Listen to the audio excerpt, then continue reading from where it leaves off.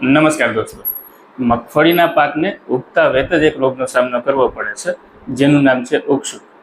ખેડૂતો છે એ આ રોગને કાળી ફૂગના રોગ નામે પણ ઓળખે છે.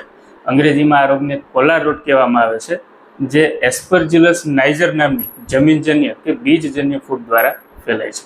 તો આ રોગને આવતો અટકાવવા માટે મગફળીને બીજ માવજત કરી પછી જો વાવવામાં આવે તો એનું નિયંત્રણ આપણે મેળવી શકીએ.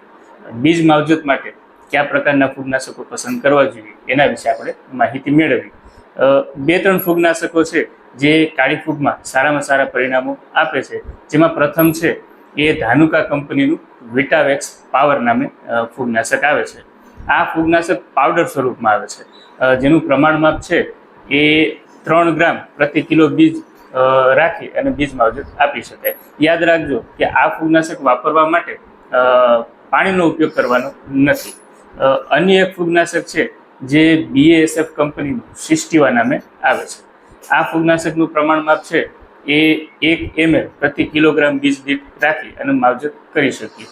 અન્ય બીજું એક ફૂગનાશક છે જેનું નામ છે એ એવરગોલ એક્સટેન્ડ, જે બાયર કંપનીનું આવે છે. એનું પ્રમાણ માપ પણ 1 ml પ્રતિ કિલોગ્રામ બીજ દીઠ રાખી અને માવજત કરી શકીએ. આ ત્રણમાંથી કોઈ પણ એક ફૂગનાશકનો બીજ માવજત માટે જો ઉપયોગ કરવામાં આવે તો કાળી ફૂગમાં આપણે એના સારામાં સારા પરિણામ મેળવી શકીએ.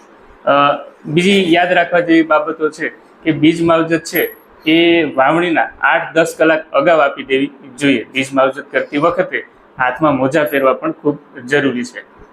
આ સિવાય બીજ માવજતને લગતી દવાઓની અન્ય કંઈ માહિતીની આપણને જરૂરત હોય તો આપ અમારો સંપર્ક કરી શકો છો. ધન્યવાદ.